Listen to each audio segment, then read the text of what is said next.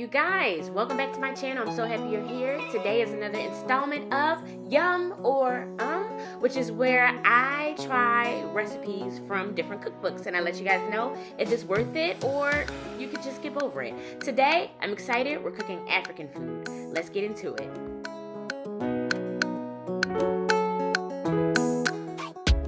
So today we'll be cooking a few recipes from Bibi's Kitchen. I love this book because it features stories and recipes from grandmothers in 8 different African countries that touch the Indian Ocean. It's an amazing book. So today we're doing a spice fried fish. We're doing stewed eggplant. I did a black-eyed pea recipe that I cooked off screen. We're doing a flatbread. We're also doing stewed kale with tomatoes, which is pictured right here. I'm so excited to get into it and get started. So let's do it. So we're gonna start off with the flatbread. This recipe is from Tanzania, and I believe the bread is called a Jimi bread, and you can make it with carrots and bell peppers, but I didn't do that. And so it's really, in the red bowl we have milk, whole milk, and dry yeast, and then we're adding some yogurt to the mix, and we're gonna let that sit for a few minutes. And then in the dry portion of this we have flour, sugar, baking powder, and some salt. And also, I do not give exact measurements for these recipes because they are not my own.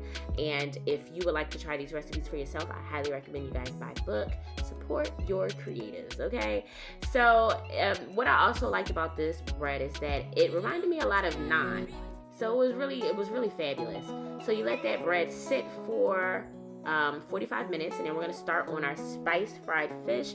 I'm using fresh mackerel. We're using garlic, salt, black pepper, ginger, cumin, and that's literally it. You season it up, you let it sit for a little bit. You get a heavy bottom pan that has about, I would say, an inch or 2 of oil, and you just fry these puppies up. This was literally the easiest dish by far that I did for dinner today, and it was so full of flavor. This was so good. And also, this dish is from Tanzania as well, from a Tanzanian. Is that how you pronounce people from Tanzania? Tanzanian? I don't know.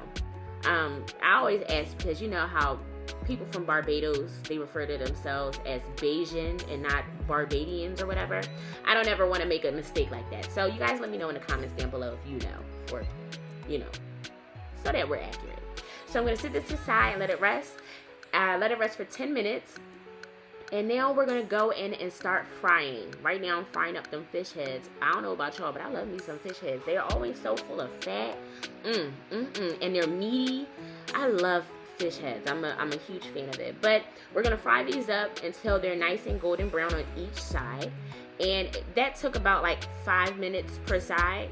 So it wasn't a very long cooking process or cooking time either, especially for something so flavorful. Like, I just can't get over how simple it was to season these fish, and they were so full of flavor. Delicious, delightful. Y'all need to try this. This was the bomb. Okay.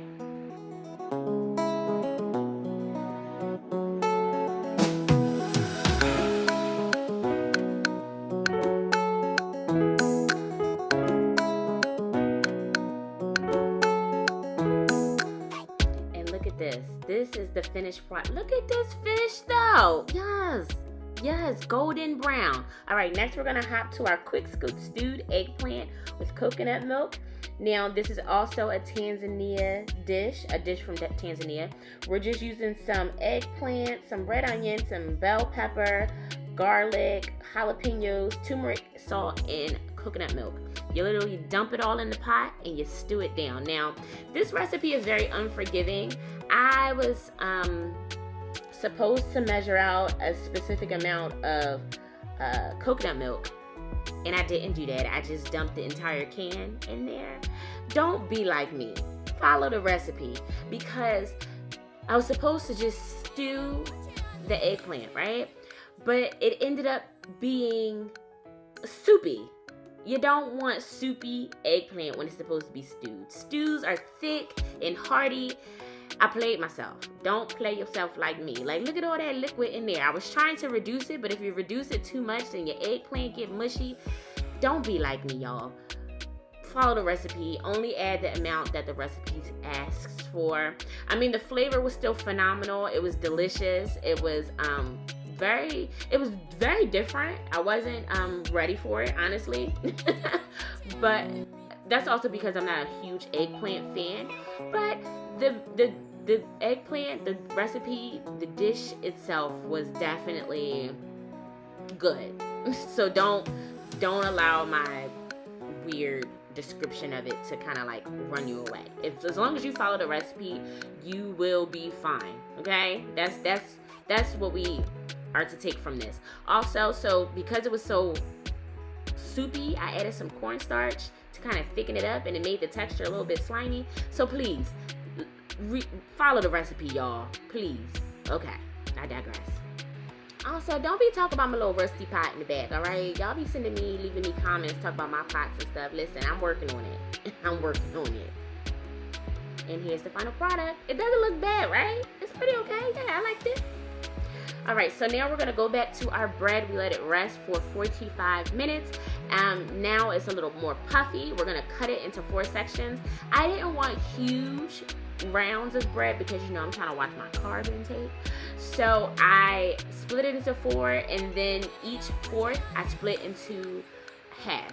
So instead of 4 rounds, I ended up getting 2, 4, 6, 8. I ended up getting 8 rounds altogether.